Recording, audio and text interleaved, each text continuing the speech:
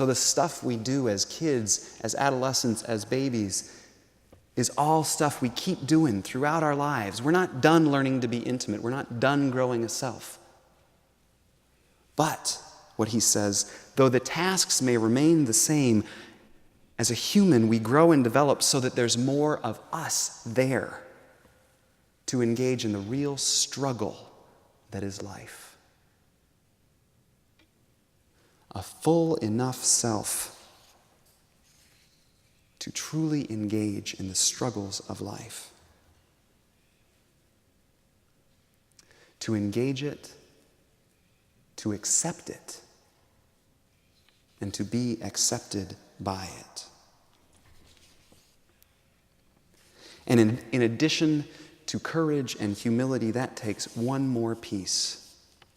And it's a piece that theologian Paul Tillich talks about using traditional language of grace.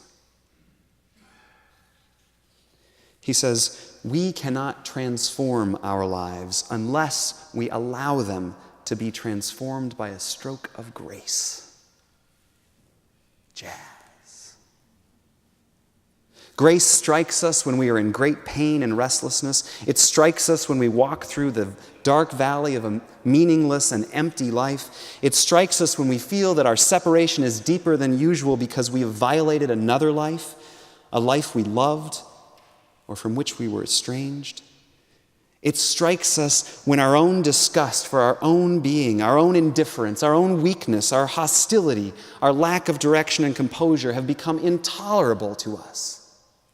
Grace strikes us when year after year the longed-for perfection does not appear. Old compulsions reign within us, and as they have for decades. When despair destroys all joy and courage, sometimes at that moment, a wave of light breaks into our darkness, and it is as though a voice were saying, "You are accepted. You are accepted." Accepted by that which is greater than you, and the name of which you do not know. Do not ask for the name now. Jacob asked for the name. He didn't get it. He got a blessing. He didn't get the name. Do not ask for the name now. Perhaps you will find it later. Do not try to do anything now. Perhaps later you will do much. Do not seek for anything. Do not perform anything. Do not intend anything. Simply accept the fact that you are accepted. Imperfect, flawed, struggling, trying. You are accepted. The you that is at the core, that self, is accepted.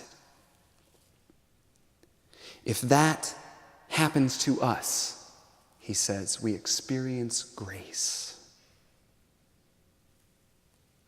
After such an experience, we may not be better than before, and we may not believe more or differently than before, but everything is transformed.